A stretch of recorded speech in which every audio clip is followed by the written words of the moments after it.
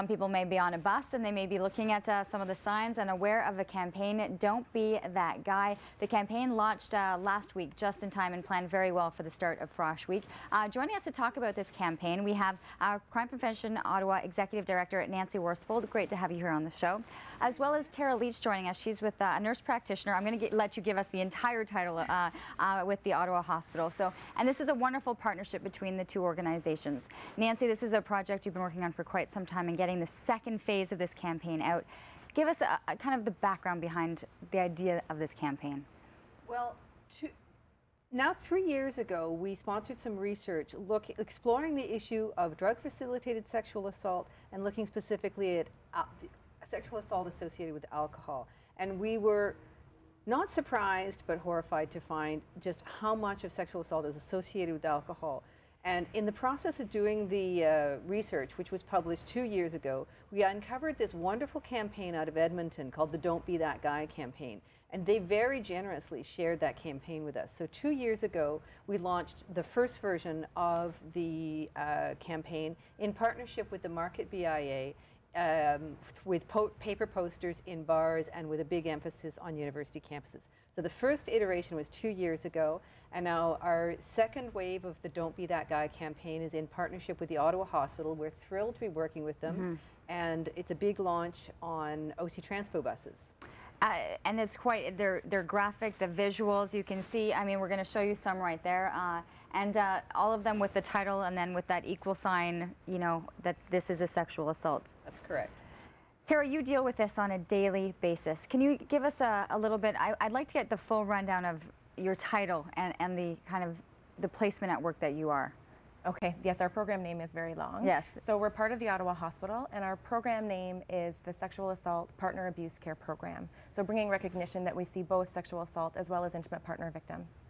I am the nurse practitioner there, which is considered a clinical lead, if you will. So I see patients myself, both acutely, and we have a team of registered nurses, all specialized in this care, that see the patients directly one-on-one. You have direct contact with the patients coming in with these victims. Do you see the correlation between what it is that you see and the type of women coming in and what these posters, what this campaign is really reflecting? We certainly see young victims, both male and female, coming in concerned that that it's their fault, that they have caused this. And what I love about this campaign is that we can bring some awareness and certainly educate our victims that come in that indeed it's not their fault. And it brings an awareness to try to understand consent. Absolutely, our victims that come in oftentimes have had alcohol on board, and people need to understand that that does not give permission, that does not make that okay. And that's why I love this campaign. It brings that awareness forward. The alcohol aspect of it, Yes. I mean, the timing with Frosh Week right now, how important was it to trigger what's happening, the time of year that it is, that it comes together at this time? I think sexual assault is, although all ages can be affected, there is a disproportionate effect with young people and a disproportionate effect with alcohol.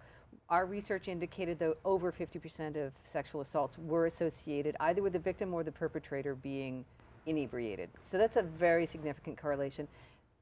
Kids coming into Frosh Week, they're away from home the first time, there's a lot of underage drinking, and yes, there are sexual assaults, and that's why we launched it now. We need to be talking about this. And also, I think parents need to be talking to their kids about sexual assault and alcohol. We all do that conversation about drinking and driving. This is the new one. This is a new one. Timely right now, and very quickly, because we're coming off the headlines with St. Mary's and with their Frosh.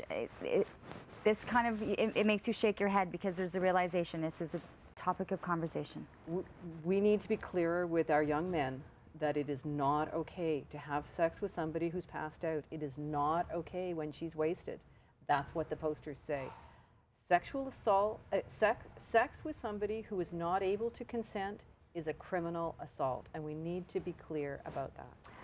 Nancy, Tara, thank you so much for sharing the information with us. Congratulations on this campaign. And if you haven't seen it, there's a lot of information, and if you're taking the OC Transpo, if you're taking public transportation, it's something that you'll be very familiar with, but please have the discussion as well.